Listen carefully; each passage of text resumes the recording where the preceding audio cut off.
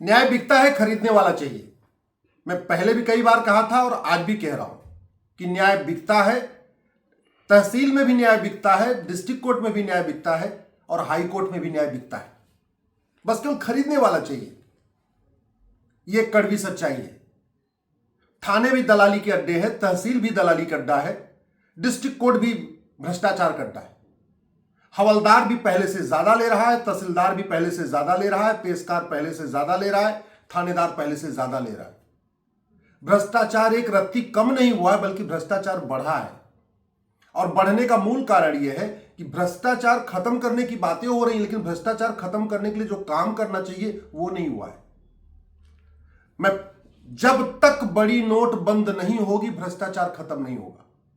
लिख लीजिए, जब तक 100 रुपए से बड़ी नोट बंद नहीं होगी, भ्रष्टाचार रत्ती भर कम नहीं होगा।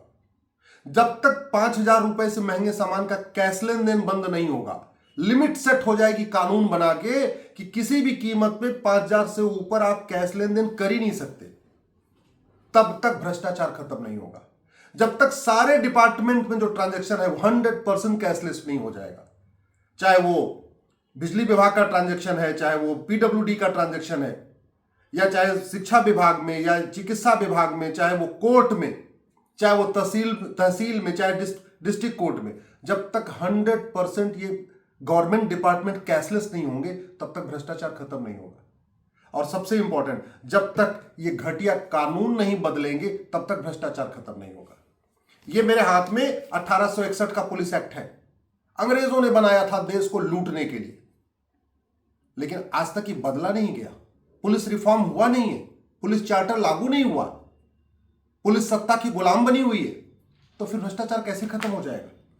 यह भारतीय न्याय संहिता है। मैं पहले भी कई बार कह चुका हूं, सारे जितने भी भ्रष्टाचार अपराध के कानून हैं उनको मर्ज करके one nation one penal code लागू करिए, उससे भ्रष्टाचार खत्म होगा। यह भारतीय साक्ष्य संहिता।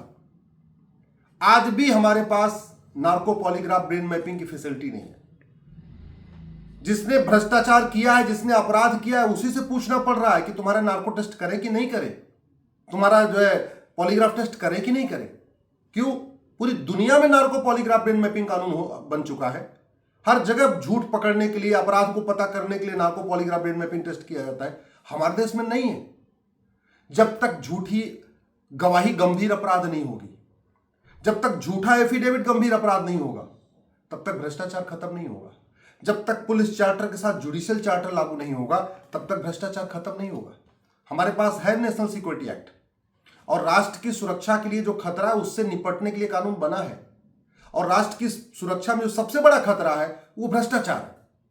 जासूसी का मूल कारण भ्रष्टाचार है, माओवाद का मूल कारण भ्रष्टाचार है, नक्सलवाद का मूल कारण भ्रष्टाचार है, अलगाववाद, जिहाद, मजहबी उन्माद, सब कैश में कारोबार चल रहा है। ड्रग स्मगलिंग का पूरा कारोबार कैश में चल रहा है। अल्टीमेटली कहीं कहीं भ्रष्टाचार है। पूरे देश में जो नशे का कारोबार चल रहा है उसका मूल कारण भ्रष्टाचार है। लेकिन हमने राष्ट्र की सुरक्षा के लिए क्या खतरा है इसमें हमने कहीं लिखा ही नहीं है, तो भ्रष्टाचारियों पे ऐसे लगता ही नहीं। हमारे पास है वैसे अनलॉफुल एक्टिविटीज एक्ट, लेकिन हमने भ्रष्टाचार को अनलॉफुल एक्टिविटी डिक्लेयर ही नहीं किया है। भ्रष्टाचार से बड़ा कोई अनलॉफुल एक्टिविटी नहीं है, लेकिन इस कानून में करप्शन को अनलॉफुल एक्टिविटी डिक्लेयर नहीं किया, इसलिए भ्रष्टाचारियों पे यूएपीए लगता ही नहीं है। हमारे पास प्रिवेंशन ऑफ करप्शन एक्ट है, मात्र 3 से 7 साल की सजा, और इतना सड़ा हुआ कानून है कि सजा देने के पहले लोग ऊपर चले जाते हैं।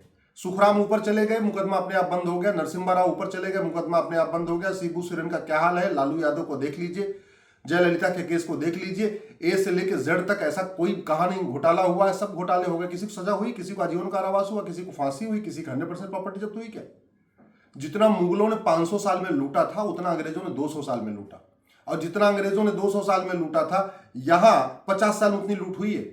मुगलों और अंग्रेजों के बराबर 50 साल में लूटा गया भारत को, और चारों स्तंभों ने मिलकर लूटा है। नेताओं ने भी लूटा, नौकरशाहों ने भी लूटा। मीडिया में क्या पोजीशन है कुछ कहने की जरूरत नहीं है, और विधायिका, कार्यपालिका, न्यायपालिका और खबरपालिका अकंठ डूबे हुए, फिर भी कानून नहीं बदला गया। नहीं बदला गया तो भ्रष्टाचार खत्म नहीं होगा।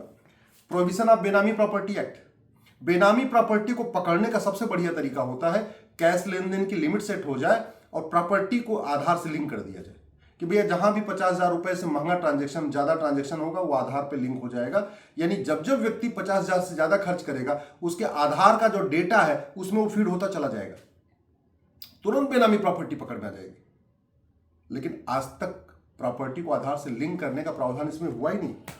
ये ब्लैक मनी एक्ट है, कानून है हमारे पास, लेकिन इतना सड़ा हुआ कानून है कि एक से एक काले कुबेर पकड़े जाते हैं। नेताओं के यहाँ 300 करोड़ 500 करोड़ कितने करोड़ पकड़े गए।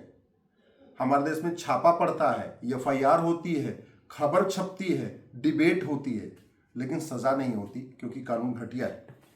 मनी लॉन्ड्रिंग एक्ट वही हालत है। नागरिकता कानून बना हुआ है लेकिन आज तक किसी की नागरिकता खत्म नहीं हुई है। इसलिए अगर भ्रष्टाचार को जड़ से खत्म करना है तो ये समय आ चुका है।